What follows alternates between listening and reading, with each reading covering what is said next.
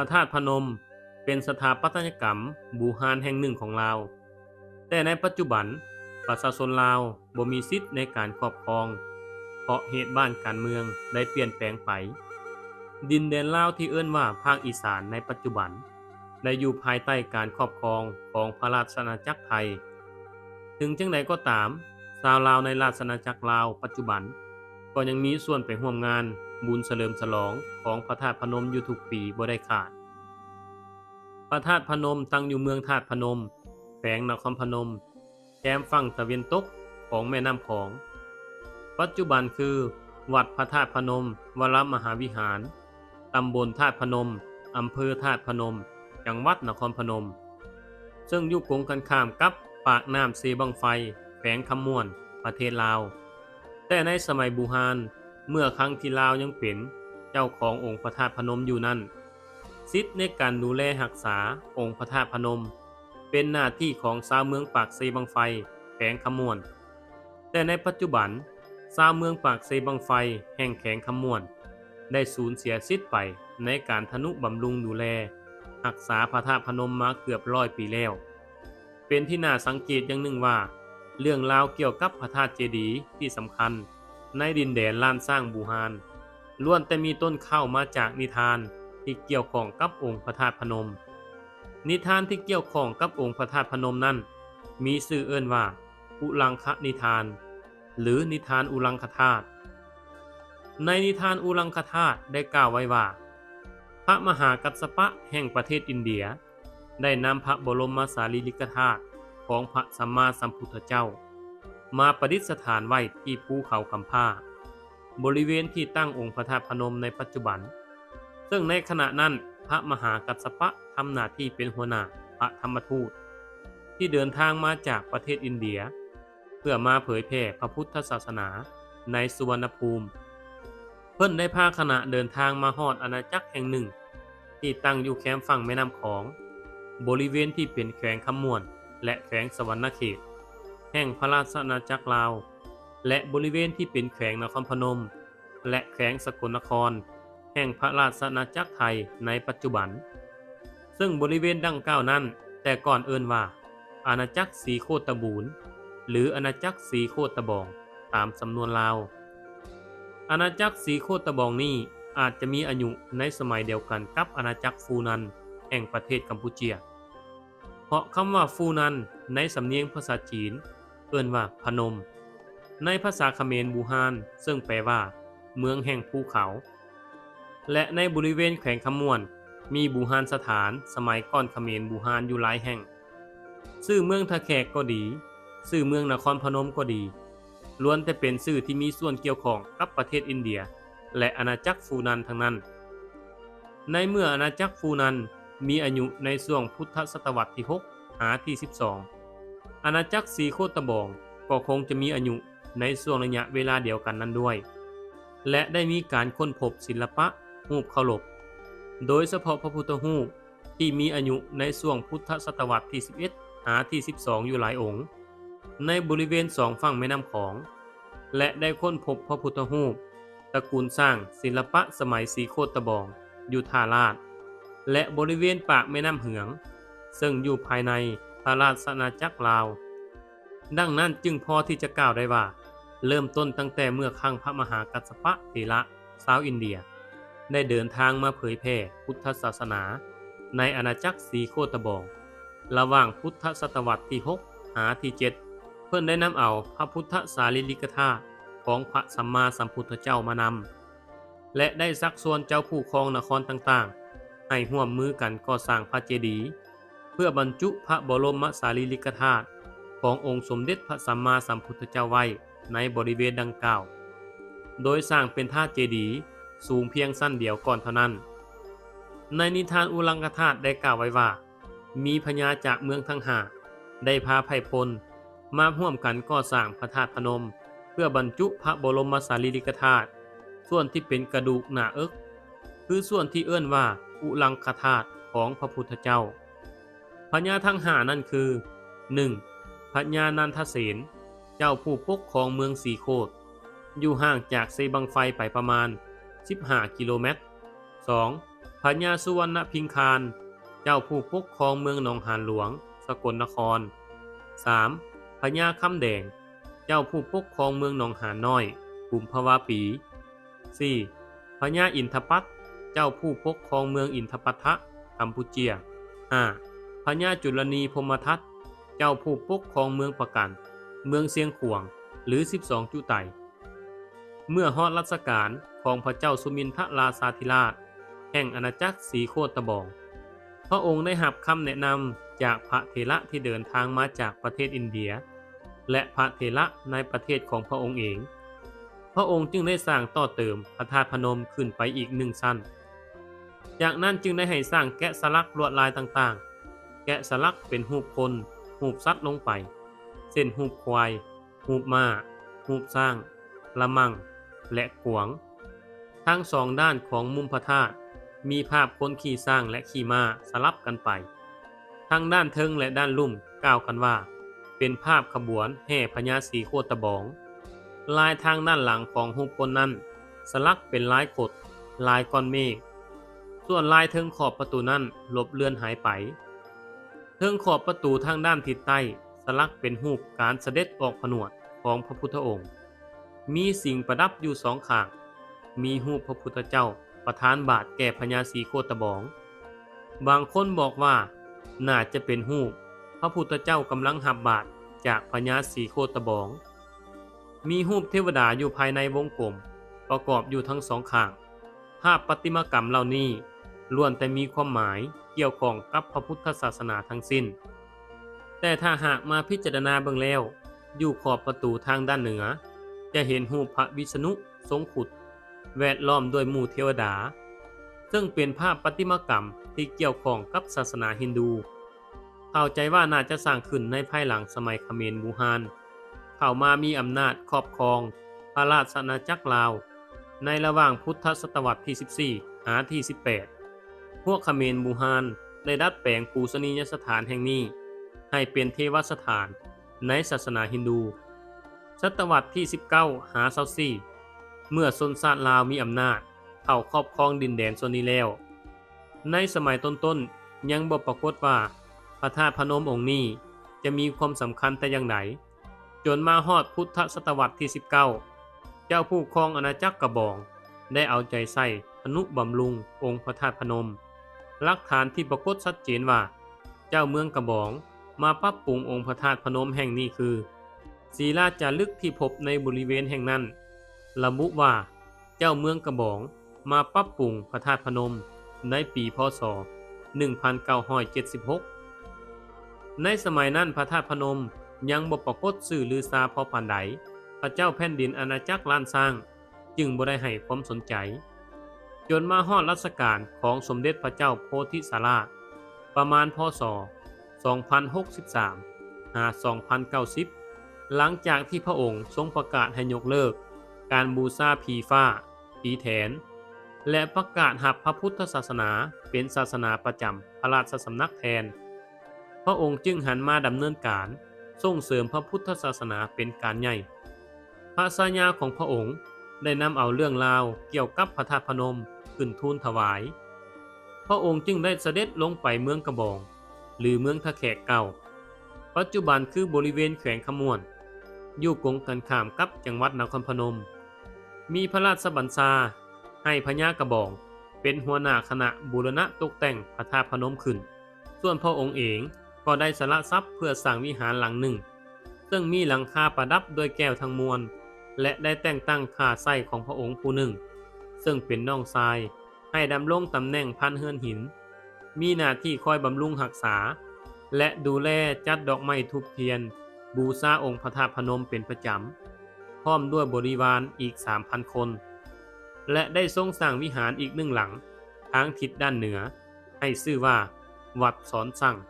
ตั้งแต่นั้นมาพระธาตุพนมก็เป็นที่รู้จักกันอย่างแพร่หลายให้ปรากฏว่าเป็นสถานที่อันศักดิ์สิทธิ์เป็นที่ควรแก่การเคารพบูชาของประชาชนโดยทั่วไปจนมาฮอดรัชกาลของสมเด็จพระเจ้าสยามเศรษฐาธิราชประมาณพ.ศ. 2093 หา 2115 ภายหลังจากที่ได้สถาปนาเวียงจันทน์ขึ้นเป็นเมืองหลวง และได้สร้างพระธาตุหลวงสำเร็จเป็นที่เรียบร้อยแล้วพระองค์ได้เสด็จลงไปนมัสการพระธาตุต่างๆที่เมืองกระบอกและพระองค์ก็ได้เสด็จไปนมัสการพระธาตุพนมและได้มีบัญชาให้เสริมสร้างต่อเติมพระธาตุพนมให้สูงขึ้นอีก1ชั้นซึ่งนับเป็นชั้นที่3แล้วพระราชทานอาณาเขตที่ดินพร้อมทั้งหมู่บ้านถวายแก่องค์พระธาตุพนมอีกด้วยภายหลังจากที่สมเด็จพระเจ้าสยามเศรษฐาธิราชสวรรคตแล้วพระธาตุพนมก็ได้รับการทนุบำรุงบูรณะปฏิสังขรณ์จากพระเจ้าผู้ปกครองนครกระบองทุกๆพระองค์ตลอดมาข้อความในศิลาจารึกหลักหนึ่งได้กล่าวว่าได้มีการซ่อมแซมต่อเติมพระธาตุพนมให้สูงขึ้นไปอีกเมื่อพ.ศ. 2157 จุลศักราช 976 ซึ่งตรงกับรัชกาลของพระเจ้าวรวงศาธมิกราชซึ่งในขณะนั้นเจ้าผู้ปกครองนครกระบองมีนามว่าพระบัณฑิตโพธิสารหรือเจ้ามหานามซึ่งในตำนานพระธาตุโพนเอิ้นว่าพญาแสนนครแต่ในตำนานของพระธาตุพนมเอิ้นว่าพระเจ้านครหลวงพิสิทธิสาราสถานีศรีโคตบูรหลวงเจ้าของนครองค์นี้ได้เปลี่ยนชื่อเมืองทะแขกซึ่งในสมัยก่อนนั้นเอิ้นว่าเมืองลุกขนครกลับคืนเป็นชื่อเมืองศรีโคตบองหรือศรีโคตบูรพระองค์ได้เสด็จไปบูรณะพระธาตุพนมโดยก่อกำแพงอ้อมรอบเฮ็ดประตูโขงสั้นกลางและหอไหว้พระทั้ง4ด้านในระหว่างรัชกาลของสมเด็จพระเจ้าสุริยวงศาธมิกราชประมาณพ.ศ. 2176 2233 ซึ่งเป็นระยะเวลาที่มีความสงบสุขตลอดระยะเวลา57 ปีบ้านเมืองมีแต่ความเจริญรุ่งเรืองพระธาตุพนมก็ได้รับการทนุบำรุงดูแลรักษาเป็นอย่างดีโดยมีเจ้าผู้ปกครองนครศรีโคตบองได้ทำหน้าที่ดูแลรักษาหลังจากสิ้นรัชกาลของสมเด็จพระเจ้าสุริยวงศาธมิกราชแล้วบ้านเมืองก็เกิดความวุ่นวายมีการแย่งชิงราชสมบัติกันจนเป็นเหตุให้อาณาจักรล้านสร้างที่แสนจะกว้างใหญ่ไพศาลต้องแตกแยกกันในระหว่างนั้นพระครูยอดแก้วพ้นสมิกหรือยาคูขี่หอมได้พาญาติโยมอพยพจากเวียงจันทน์เพื่อแสวงหาที่อยู่อาศัยที่ปลอดภัยเพิ่นได้ไปจำพรรษาอยู่ที่พระธาตุพนมเป็นเวลา3 ปีเพิ่นได้พาญาติโยมทนุบำรุงปฏิสังขรณ์พระธาตุพนมอีกด้วย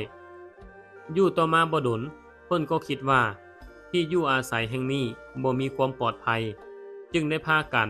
อพยพลงไปอาศัยอยู่เมืองพนมเปญประเทศเขมรดังที่ปรากฏเรื่องราวในพงศาวดารเมืองนครจำปาสักในปีพ.ศ. 2351 สมเด็จพระเจ้าอนุสัยเศรษฐาธิราชได้เสด็จลงไปบูรณะปฏิสังขรณ์สร้างต่อเติมพระธาตุพนมพร้อมทั้งยังได้จัดงานเฉลิมฉลองและได้อุทิศข้าทาสให้ทำหน้าที่ทนุบำรุงรักษาดูแลองค์พระธาตุพนมให้เป็นไปตามประเพณีที่พระมหากษัตริย์เคยปฏิบัติกันมาแต่ก่อนพระธาตุพนมในสมัยนั้นจึงมีความสูงรวม43 เมตรพอมาฮอดสมัยดินแดนฝากฝั่งตะเวนตกของแม่น้ำคองฝั่งของประเทศไทยในปัจจุบันตกเป็นสิทธิ์ของพระราชอาณาจักรไทยเมื่อปีพ.ศ. 2436 ตามสัญญาของฝรั่งเศสกับสยามพระธาตุพนมก็ตกเป็นสมบัติของไทยโดยสมบูรณ์ทางราชการไทยได้ลงมือดัดแปลงพระธาตุพนมใหม่ในปีพ.ศ. 2482 ย้อนว่าไทยนั้นบ่มักสีมือของสร้างลาวโดยเฉพาะสีมือสร้างของสมเด็จเจ้าอนุวงศ์จึงได้ฮื้อยอดพระธาตุพนมออกทั้งหมดและสร้างขึ้นใหม่ดังที่เห็นในปัจจุบันยอดพระธาตุพนมจึงสูงกว่า94 เมตรดังนั้นความสูงของพระธาตุพนมทั้งหมดจึงรวมได้57 เมตรยอดพระธาตุแต่ก่อนเป็นศิลปะของลาวแท้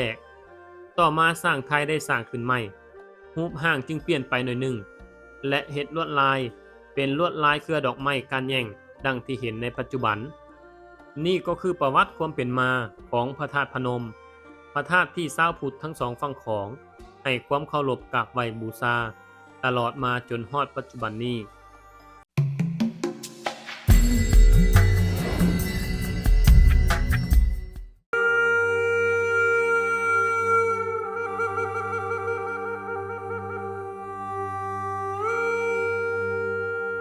ถ้าจะกล่าวถึงประเทศที่มีความคล้ายคือกันแบบแยกบ่ออกเลยนั่นหลายคนก็คงจะคิดถึงลาวและไทยขึ้นมาทันทีเนื่องจากภาษาปากเว้าเข้าโครงของวัฒนธรรมการกินอยู่ความเชื่อถือรวมไปถึงการดำรงชีวิตต่างๆอีกด้วยมีความคล้ายคือกันจนแยกบ่ออกย้อนมีความเข้าใจกันเป็นอย่างดีทางด้านภาษาจึงนำมาซึ่งความผิดเถียงกันเป็นบางครั้งคราวคือดังอ้ายกับน้องที่ผิดกันในบางเวลาแต่เต็มไปด้วยความเมตตาและหักแพงหวังดีต่อกันเป็นอย่างดี โดยเฉพาะยามมีภัยตกทุกข์ได้ยากทั้งสองประเทศนี้จะยื่นมือช่วยเหลือซึ่งกันและกันตลอดมาแต่ด้วยระบบการปกครองที่แตกต่างหรืออุดมการณ์ที่ต่างกันจึงเบิ่งว่าสายสัมพันธ์ทั้งสองไกลกันคนละกำเมื่อประมาณ400ปีก่อนอยู่บริเวณแคมป์ฝั่งน้ำมันซึ่งปัจจุบันอยู่ในเขตอำเภอด่านซ้ายจังหวัดเลยได้เกิดเหตุการณ์สำคัญครั้งยิ่งใหญ่ในประวัติศาสตร์ของสองอาณาจักรแคมฝั่งแม่น้ำของคือการประกาศราชสมัยตรีต่อกันระหว่างกรุงศรีอยุธยากับกรุงศรีสัตนาคณหุฏโดยสร้างพระธาตุศรีสองหักเป็นสักขีพยานพระธาตุศรีสองหักตั้งอยู่แคมฝั่งแม่น้ำมันห่างจากอำเภอด่านซ้ายมาทางทิศตะวันตกเฉียงใต้ประมาณ3กิโลเมตรสร้างขึ้นเมื่อปีพ.ศ. 2103 2106ประวัติการสร้างมีบันทึกในศิลาจารึกกล่าวถึงการประกาศราชสมัยตรีและปักปันเขตแดนระหว่างกันของสองอาณาจักรเมื่อเทียบปีศักราชตรงกับรัชกาลของพระเจ้าสยเศรษฐาธิราชแห่งกรุงศรีสัตนาคณหุฏล้านสร้างและสมเด็จพระมหาจักรพรรดิกษัตริย์กรุงศรีอยุธยาโดยการสร้างพระธาตุศรีสองหักขึ้นเป็นสักขีพยานการประกาศสัตยาบันในตอนนั้นในศิลาจารึกที่พระธาตุศรีสองหักเขียนไว้ว่าสมเด็จพระมหากษัตริย์เจ้ากรุงศรีอยุธยามหาดิลกขอเป็นเอกสีมาปริมณฑลเป็นเพียงอันเดียวกันเยี่ยงกรมงามมณฑลเท่าพงพันลูกเต้าลานเหลนอย่าได้สิ่งส่วงล่วงแดนแสนหยาอย่าได้กระทำโลภเลี้ยวแก้กันจนเท่าแสงพระอาทิตย์พระจันทร์เจ้าตกลงมาสู่เนื้อดินอันนี้เถิดเมื่ออ่านสัจจะอธิษฐานทั้งสองฝ่ายแล้วพระทรงและอมาตย์ทั้งสองฝ่ายก็หยาดน้ำสัจจะในมหาปฐพีทุกฝ่ายก็มีใจพิรมสมชื่นยินดีมีเสน่หาหักแพงกันเท่าเสียงปฐพีศิลาจารึกอีกอันกล่าวไว้ว่าบันทึกข้อความอันเดียวกันในศิลาทั้งหน้าและทั้งหลังกล่าวคือด้านหนึ่งใช้อักษรธรรมจารึกโดยกรุงศรีอยุธยาโดยฝ่ายกรุงศรีสัตนาคณหุฏจารึกอีกด้านด้วยอักษรขอมจารึกโดยฝ่ายกรุงศรีอยุธยาขอความกล่าวถึงราชพิธีสัตยาบันการสร้างพระธาตุศรีสองหักขึ้นเป็นสักขีพยานโดยระบุปีเริ่มสร้างคือเริ่มสร้างพระธาตุศรีสองหักในปีวอกฮอดปีกุลเดือน6ขึ้น14ค่ำตรงกับพุทธศักราช2103หา2106ซึ่งการที่มีจารึกปีสร้างพระธาตุชัดเจนนั้นนับเป็นประโยชน์อย่างยิ่งในทางโบราณคดีคือนอกจากจะเป็นหลักฐานทางประวัติศาสตร์อื่นๆแล้วยังสามารถเป็นต้นแบบกำหนดอายุพระธาตุที่มีรูปแบบใกล้เคียงกันได้เป็นอย่างดีจารึกพระธาตุศรีสองหักเก็บรักษาไว้อยู่พิพิธภัณฑ์หอพระแก้วเมืองเวียงจันทน์สาธารณรัฐประชาธิปไตยประชาชนลาวส่วนหลักที่ตั้งอยู่พระธาตุศรีสองหักอยู่ตอนนี้นั้นเป็นหลักที่เฮ็ดจำลองขึ้นเมื่อปีพ.ศ. 2449โดยพระครูรุนเจ้าอาวาสบ้านทุ่มและพระแก้วอาสาเจ้าเมืองด้านซ้ายเนื่องจากเมื่อครั้งที่ฝรั่งเศสถอนกำลังออกจากเมืองด้านซ้ายเพื่อคืนดินแดนให้สยามตามสัญญาฉบับลงวันที่23มีนา2549นั้นได้นำจารึกพระธาตุศรีสองหักกลับไปนำโดยคนใช้เรือล่องไปตามลำแม่น้ำของ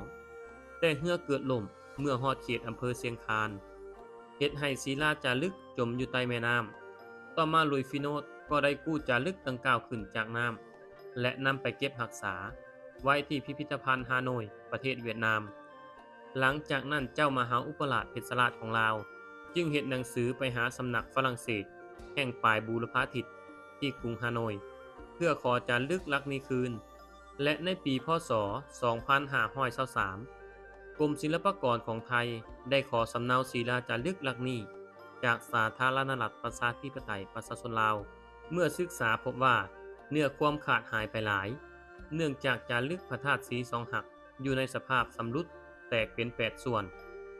เหตุผลที่พระเจ้าไสยเศรษฐาธิราชขอเจริญราชสมัยตรีกับกรุงศรีอยุธยานั้นเมื่อพิจารณาจากเหตุการณ์ประวัติศาสตร์อาจเป็นไปได้ว่าทรงหาแนวร่วมต้านการหุกฮานจากพระเจ้าตะเบงสเวตีกษัตริย์พม่าที่พยายามเหตุสงครามกับดินแดนใกล้เคียงเพื่อขยายอาณาเขตซึ่งพระเจ้าไสยเศรษฐาธิราชน่าจะเล็งเห็นว่ากรุงศรีอยุธยากำลังประสบปัญหาจากการถูกหุกฮานเช่นเดียวกันด้วยความจงหักภักดีสามัคคีหักแพงจึงได้ปรึกษาหารือกันระหว่างไทยลาวเพื่อช่วยกันต่อสู้กับทหารพม่าที่จะเข้ามาหุกฮานนอกจากเรื่องราวประวัติศาสตร์ที่ได้รับการจดบันทึกในศิลาจารึกแล้วยังมีตำนานพื้นบ้านกล่าวถึงมูลเหตุการสร้างพระธาตุสีสองหักโดยนำคติความเชื่อท้องถิ่นแทรกเข้ามานำตำนานสำนวนทำอิฐกล่าวถึงการสร้างพระธาตุสีสองหักว่าสร้างขึ้นเพื่อเป็นสักขีพยานการประกาศราชสมัยตรีของพระเจ้าไสยเศรษฐาธิราชกษัตริย์ล้านสร้างและสมเด็จพระมหากษัตริย์กรุงศรีอยุธยาโดยขณะที่กำลังก่อสร้างพระธาตุนั้นได้เป่าประกาศให้ชาวบ้านนำสิ่งของมีค่ามาเฮ็ดบุญบรรจุในพระธาตุแต่มีชายหญิงคู่หนึ่งชื่อคงและมันฐานะยากจนบ่มีแก้วแหวนเงินทองมาเฮ็ดบุญคือกับคนอื่นๆจึงตั้งจิตอธิษฐานขออุทิศตัวเองถวายเป็นพุทธบูชาเข้าไปอยู่ภายในพระธาตุแล้วให้สร้างก่อดินปิดตายเมื่อสิ้นชีวิตลงดวงวิญญาณจึงสิงสถิตอยู่เพื่อดูแลรักษาพระธาตุสีสองหักตลอดไปส่วนสำนวนที่สองนั้นมีที่มาจากความหักของชายหญิงคู่หนึ่งที่ถูกผู้ใหญ่กีดกั้นเฮ็ดให้ต้องหลักหนีมาพบกันโดยเลือกสถานที่ภายในพระธาตุเพราะบ่มีไผเห็นจนมื้อหนึ่งสร้างก่อสร้างได้มาก่อดินเพื่อปิดพระธาตุโดยบ่ฮู้ว่ามีคนอยู่ภายในเฮ็ดให้ทั้งสองคนออกมาบ่ได้และสิ้นใจตายอยู่ในพระธาตุนั้นชาวบ้านจึงขนานนามพระธาตุนี้ว่าพระธาตุสีสองหักเพื่อเป็นอนุสรณ์ความหักมั่นของคนทั้งสองนอกจากนี้ยังมีตำนานอีกสำนวนหนึ่งเป็นการนำความเชื่อทางศาสนาเรื่องพระบรมสารีริกธาตุมาผูกรวมนำโดยเล่ากันว่าเมื่อกษัตริย์ทั้งสองตกลงใจเฮ็ดสัญญาบ่หุกฮานกันจึงให้เสนาอำมาตย์ออกหาสถานที่เพื่อก่อสร้างพระธาตุจากการสำรวจได้พบอุโมงค์แห่งหนึ่งแคมฝั่งลำแม่น้ำอูภายในมีห่อผ้าสีดำบรรจุอัฐิไว้ซึ่งบ่สามารถสืบรู้ได้ว่าเป็นอัฐิของผู้ใดต่อมากษัตริย์ทั้งสองจึงนิมิตตรงกันว่ามีชายแต่งกายสุดขาวมาเข้าเฝ้าและกราบทูลว่าอุโมงค์แห่งนี้เป็นที่บรรจุพระบรมสารีริกธาตุส่วนองคุลีนิ้วก้อยของพระพุทธเจ้าดังนั้นทั้งสองพระองค์จึงตัดสินพระทัยให้สร้างพระธาตุสีสองหักขึ้นในดินแห่งนี้โดยครอบทับอุโมงค์ไว้จังใดก็ตามถึงแม้นว่าตำนานจะเป็นเรื่องเล่าสืบกันมาซึ่งบางสำนวนอาจมีเข้าความจริงหรือบ่มีเลยก็ตามแต่สิ่งหนึ่งที่เห็นได้จากเรื่องราวเหล่านี้คือความเชื่อถือและศรัทธาของคนในท้องถิ่นที่มีต่อพระธาตุสีสองหักว่านอกจากจะเป็นสถานที่ศักดิ์สิทธิ์มีดวงวิญญาณบรรพบุรุษสิงสถิตอยู่เพื่อปกปักรักษาและคุ้มครองให้ชาวบ้านชาวเมืองอยู่เย็นเป็นสุขแล้วยังเป็นสถานที่บรรจุพระบรมสารีริกธาตุของพระพุทธเจ้าซึ่งชาวพุทธให้ความเคารพนับถือและสะท้อนแนวคิดเรื่องบาปบุญและการใช้จารีตประเพณีทางศาสนาเป็นระเบียบควบคุมสังคมให้ยึดมั่นกระทำความดีอันส่งผลให้เกิดประเพณีการเฮ็ดบุญพระธาตุสีสองหักเป็นประจำทุกปีสืบกันมาจนฮอดปัจจุบันในวันเพ็ญเดือน6ตามฤกษ์ยามสร้างพระธาตุในอดีตส่วนรูปแบบสถาปัตยกรรมเป็นพระธาตุศิลปะล้านสร้างตั้งอยู่ฐานเขียงเตี้ยรองรับสั้นบัวความบัวหงายแบบหย่อโดยเฮ็ดส่วนมุมให้งอขึ้นไปเป็นองค์พระธาตุทรงดอกบัวเหลี่ยมตกแต่งมุมทั้งลุ่มทั้ง4ด้านขององค์พระธาตุด้วยกาบลายและลายก้นหอยเนื้อขึ้นไปเป็นส่วนยอดแหลมประดับด้วยเศรษฐทรัพย์และเม็ดน้ำค้างเมื่อแนมไปโดยรวมค่ายสามเหลี่ยมที่ส่วนฐานมั่นคง ปลายยอดแหลมเบิ่งเรียบง่ายและอ่อนช้อย อยู่ทางหน้าพระธาตุมีวิหารตั้งอยู่เป็นอาคารปูนหลังใหม่ที่สร้างขึ้นแทนอาคารไม้หลังเก่าที่ทรุดโทรมพระธาตุสีสองหักสร้างขึ้นเพื่อเป็นสักขีพยานในการช่วยเหลือซึ่งกันและกันระหว่างกรุงศรีอยุธยาและกรุงศรีสัตนาคณาหุษปัจจุบันคือเวียงจันทน์สาธารณรัฐประชาธิปไตยประชาชนลาวถึงแม้นว่าวันเวลาจะผ่านมาโดนแล้วก็ตามแต่พระธาตุสีสองหักก็ยังเป็นที่รู้จักและที่เคารพบูชาของคนลาวและคนไทยจนฮอดปัจจุบันนี้และเป็นมิ่งขวัญของจิตใจผู้คนทั้งสองฝั่งของว่าลาวและไทยเปรียบเหมือนไอ้น้องที่ปองดองหักแพงกันมาตั้งแต่ในอดีตแล้วแต่ก็บ่ปฏิเสธว่ามีคนบางกลุ่มที่เรียนประวัติศาสตร์ฉบับเดียวแล้วมาเกลียดชังผิดเถียงกันระหว่างลาวไทยจนฮอดทุกมื้อนี้แต่จังไดก็ตามขอให้ชาวลาวและชาวไทยจงสามัคคีหักแพงร่วมแรงผลักดันความสัมพันธ์ไมตรีที่มีมาแต่ดนนานนั้นให้งอกงามขึ้นไปโดยปราศจากประวัติศาสตร์ที่เขียนขึ้นมาเข้าข้างตนเองของประเทศใดประเทศหนึ่งนี่ก็คือประวัติพระธาตุสีสองหักและประวัติความสามัคคีหักแพงลาวไทยที่มีต่อกันในอดีตและปัจจุบัน